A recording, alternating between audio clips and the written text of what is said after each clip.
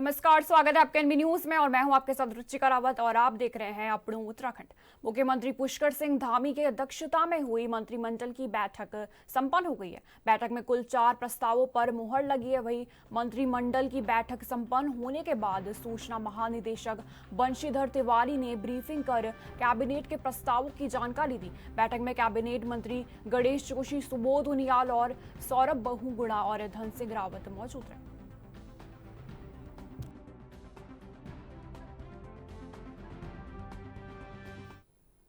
सूचना महानिदेशक बंशीधर तिवारी ने प्रेस ब्रीफिंग करते हुए बताया कि उत्तराखंड में उप निबंधक ऑडिट लेवल पर 11 पद सृजित किए गए हैं, जो 5 साल के लिए होगा। वहीं बद्रीनाथ धाम में चल रहे मास्टर प्लान के तहत ISBT वॉल पर सौंदर्यीकरण को कैबिनेट ने मंजूरी दी है। इसके अलावा पशुपालन विभाग में अनुसूचित जाति को 90% की सब्सिडी दी थी वही, लेकिन अब सामान्य जाति के लोगों को भी इसका लाभ मिलेगा। वही पशुधन अधिकारी के 429 पद खाली हैं। इनकी प्रशिक्षण की अवधि को 1 वर्ष किया गया।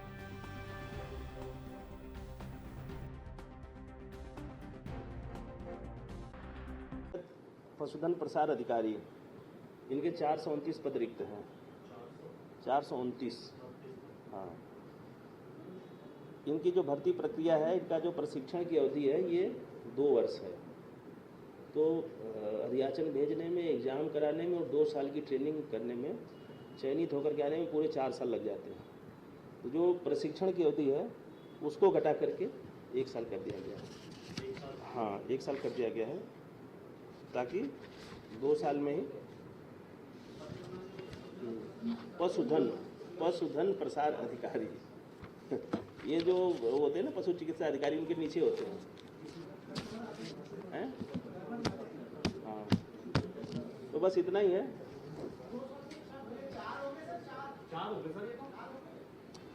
आप समझे नहीं? मतलब जैसे ये जो डेयरी और पशुपालन के 2 थे ना, वो ये 2 थे। वहीं उत्तराखंड के मुख्यमंत्री पुष्कर सिंह धामी ने अपने दिल्ली दौरे पर केंद्रीय गृह मंत्री अमित शाह से मुलाकात की। उत्तराखंड में बढ़ते साइबर क्राइम को लेकर मुख्यमंत्री धामी ने साइबर सेंटर ऑफ एक्सीलेंस की स्थापना के लिए गृह मंत्री अमित शाह से 63 करोड़ रुपए की धनराशि की स्वीकृति का अनुरोध किया। साथ ही सीएम धामी ने गृह मंत्री का ध्यान राज्य की पावर इंफ्रास्ट्रक्चर को प्राकृतिक आपदाओं से होने वाली क्षति पर भी दिलाया। बताया कि छोटे हिमालय राज्यों की भौगोलिक विषमताओं को ध्यान में रखते हुए विद्युत उत्पादन, पारेषण एवं वितरण परिसंपत्तियों को NDRF और SDRF के तहत क्षतिपूर्ण के दायरे में लाया जाए। साथ ही सीएम धामी ने कहा कि इससे राज्य का आपदा प्रबंधन तंत्र और अधिक प्रभावी और सशक्त होगा।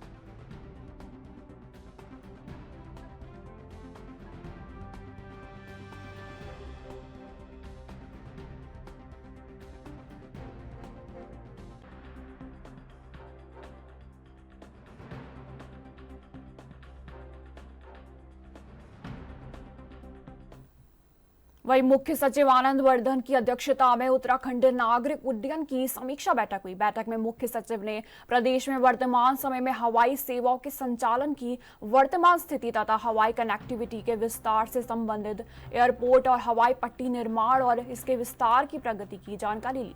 जिलाधिकारी देहरादून और उधम सिंह नगर द्वारा देहरादून और पंतनगर एयरपोर्ट के विस्तारीकरण के कार्यों की प्रगति की जानकारी दी। साथ ही मुख्य सचिव ने दोनों जिलाधिकारियों को एयरपोर्ट के विस्तारीकरण से संबंधित कार्यों को शीघ्रता से पूर्ण करने के भी निर्देश दिए। उन्होंने जिलाधिकारी उधम सिंह नगर को एयरपोर्ट के विस्तारीकरण के लिए अधिग्रहित की जा चुकी भूमि को शीघ्रता से क्लियर करते हुए अग्रिम कार्रवाई करने के भी निर्देश दिए।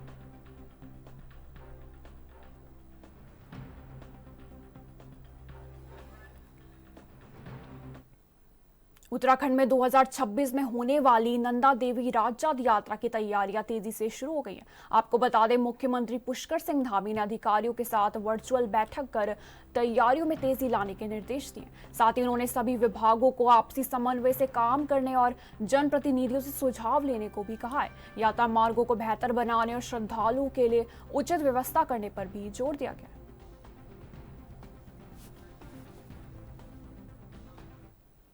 विधानसभा अध्यक्ष ऋतुभूषण खंडूरी ने स्पष्ट किया है कि अगला विधानसभा चुनाव 2027 में वह कोटद्वार विधानसभा से ही लड़ने जा रही है। विधानसभा अध्यक्ष ऋतुभूषण खंडूरी ने कहा कि कोटद्वार की जनता ने उन्हें जो मान सम्मान और प्यार दिया है उसका वो हमेशा ऋणी रहेंगी। साथ ही अगला विधानसभा चुनाव वह कोटद्वार से ही लड़ेंगे। दरअसल पिछले कुछ समय से अटकलें लग रही थी कि विधानसभा अध्यक्ष ऋतुभूषण खंडूरी अगला विधानसभा चुनाव यमकेश्वर या कर्णप्रयाग से लड़ सकती हैं।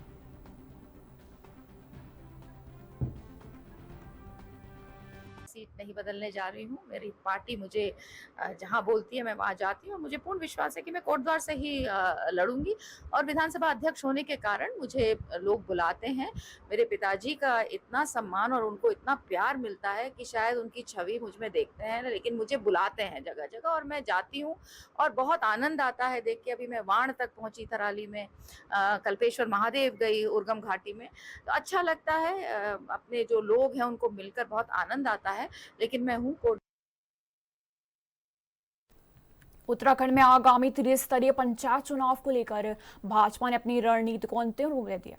वहीं मुख्यमंत्री आवास में आयोजित 2 महत्वपूर्ण बैठकों में संगठन ने स्पष्ट कर दिया है कि इस बार पंचायत के हर स्तर पर भाजपा का परचम लहराना है। पार्टी जल्दी सभी विधानसभा क्षेत्रों में जिला पंचायत सदस्यों के चयन के लिए पर्यवेक्षक भेजेगी। साथ ही प्रदेश महामंत्री आदित्य कोठारी ने जानकारी दी कि मुख्यमंत्री धामी के आवास पर पंचायत चुनावों को लेकर 2 बड़ी बैठकें हुई। पहली बैठक प्रदेश अध्यक्ष की अध्यक्षता में प्रदेश टोली के साथ हुई, जबकि दूसरी बैठक की अध्यक्षता प्रदेश अध्यक्ष एवं राज्यसभा सांसद महेंद्र भट्ट ने की। इस बैठक में मुख्यमंत्री धामी के साथ साथ भाजपा के राष्ट्रीय महामंत्री एवं प्रदेश प्रभारी दुष्यंत कुमार गौतम और प्रदेश महामंत्री अजय कुमार भी मौजूद रहे।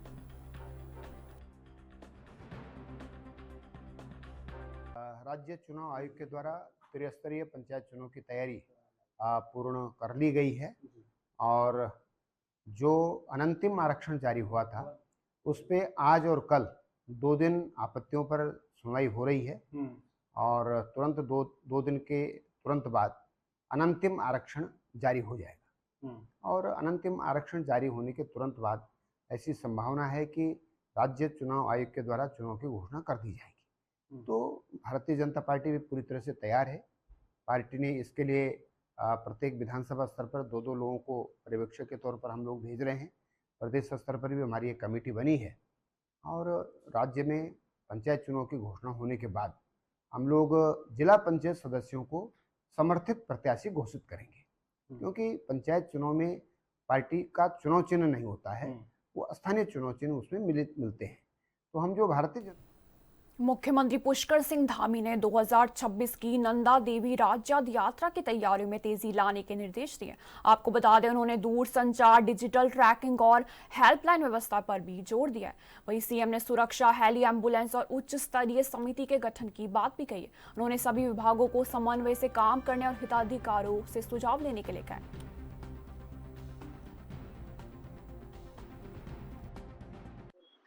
मुख्यमंत्री पुष्कर सिंह धामी ने 2026 में होने वाली नंदा देवी राजजात यात्रा की सभी तैयारियों में तेजी लाने के निर्देश दिए हैं।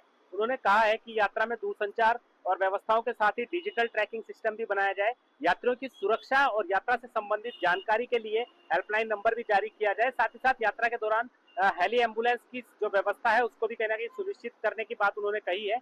और अगर बात करें तो इसके लिए जो है तैयारियों को लेकर उन्होंने नई दिल्ली से जो है वर्चुअल बैठक भी इसकी ली है और इस संबंध में सचिव जो मुख्य सचिव है आनंद वर्धन, उनको जो है दिशा निर्देश दिए हैं। और नंदा देवी राजजात यात्रा के सफल संचालन के लिए भी जो है उच्च स्तरीय समिति गठित करने के भी निर्देश दिए हैं। इसके अलावा अगर बात करें तो जितने भी आपसी विभाग है उनमें समन्वय बनाने के साथ साथ उन्होंने सभी जनप्रतिनिधियों और नंदा देवी राजजात यात्रा में जितने भी जो सदस्य हैं उनको कहीं ना कहीं इन सभी तैयारियों से जोड़ने की बात कही है। और उच्च हिमालयी क्षेत्रों में विभिन्न चुनौतियों का सामना करने के लिए भी जो आवश्यक व्यवस्थाएं हैं उनको दुरुस्त करने की बात भी मुख्यमंत्री ने कही है। और पिछले वर्षों जो नंदा देवी राजजात की यात्रा हुई थी उससे कहीं ना कहीं जो अनुभव मिले थे उसी को देखते हुए इस बार जो नंदा देवी राजजात यात्रा अगले साल होने वाली है उसकी तैयारियां पुख्ता करने के लिए मुख्यमंत्री पुष्कर सिंह धामी ने अधिकारियों को निर्देश दिए हैं। देहरादून से कैमरा पर्सन दिनेश कुमार के साथ अभिनव नायक, ANB न्यूज। वही खबर देहरादून से, जहां उत्तराखंड महिला कांग्रेस की प्रदेश अध्यक्ष ज्योति रौतेला ने राज्य में बढ़ रहे महिला अपराधों को लेकर नंदा की चौकी स्थित महिला आयोग कार्यालय में कांग्रेस महिला कार्यकर्तियों के साथ प्रदर्शन किया। साथ ही इस दौरान उन्होंने आयोग की अध्यक्ष को ज्ञापन भी सौंपा। उन्होंने कहा कि आज जिस तरह से राज्य में महिलाओं के ऊपर लगातार अपराध के मामले बढ़ रहे हैं, यह बेहद चिंताजनक है। उन्होंने साथ ही कहा, भारतीय जनता पार्टी बेटी बचाओ बेटी पढ़ाओ का नारा देती है, लेकिन भाजपा महिला सशक्तिकरण की बात करती है, लेकिन धरातल पर कुछ नजर ही नहीं आता।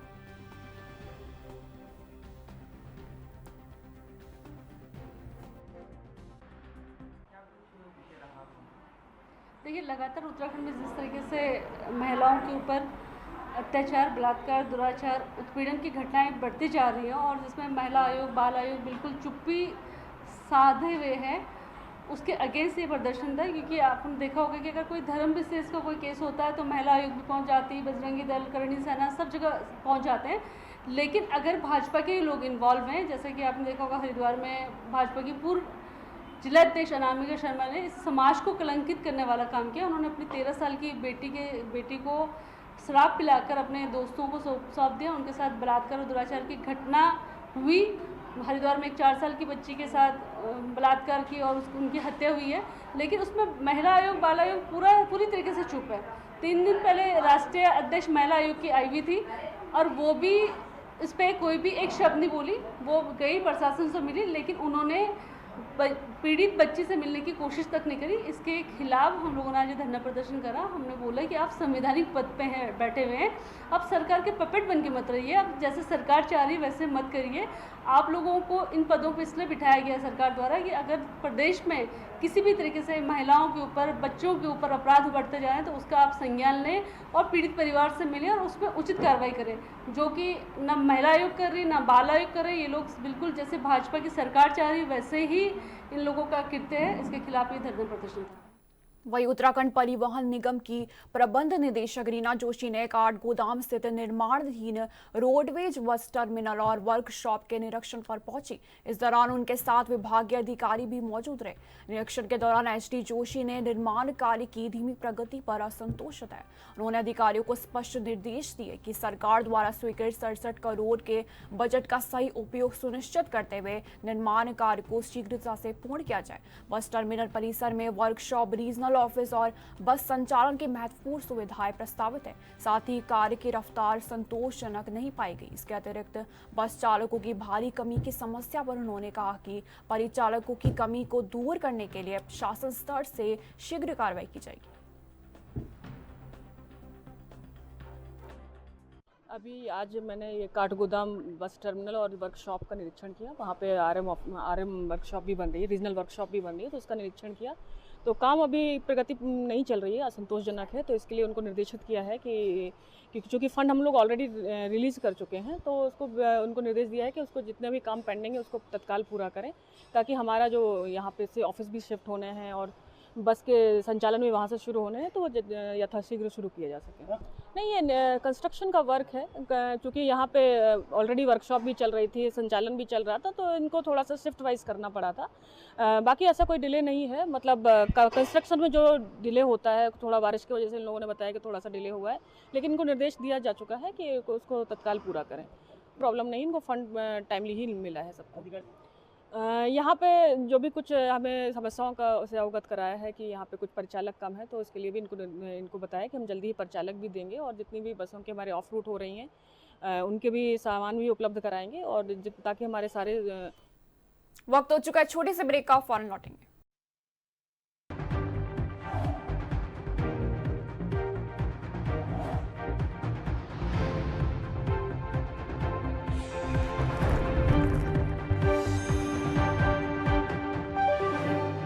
के बाद स्वागत है आपका। वही अल्मोड़ा में त्रिस्तरीय पंचायत चुनाव की आरक्षण सूची पर आई आपत्तियों की सुनवाई शुरू हो गई है। आपको बता दें, विकास भवन में 553 आपत्तियों पर सुनवाई हो रही है, जिसमें ग्राम प्रधान, ब्लॉक प्रमुख और पंचायत सदस्य पदों के लिए शिकायतें शामिल है। वही सीडीओ देवेश शासनी ने बताया कि आपत्तियों पर विचार किया जा रहा है और शासन देश के अनुसार आरक्षण सूची तैयार की जाएगी।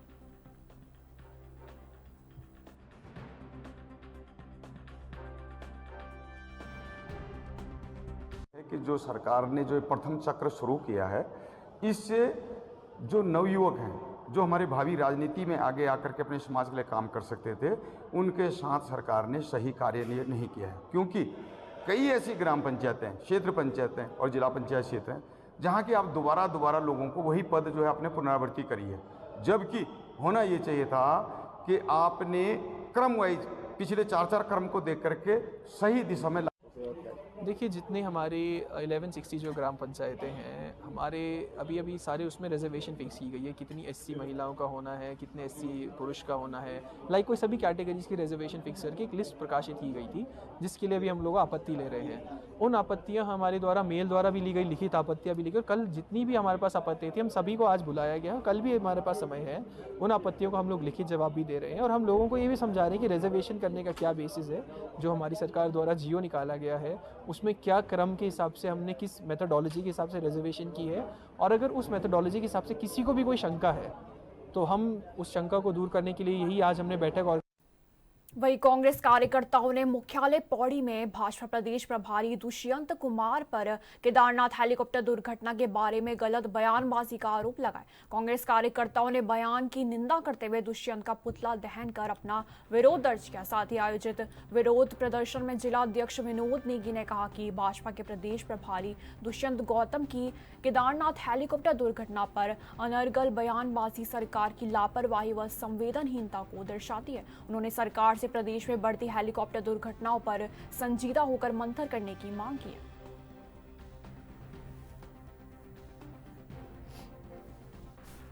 करेगी, अगर सरकार से किसी मामले में चूक होगी तो जनता तो सवाल करेगी। जनता का कर्तव्य बनता है सवाल करने का।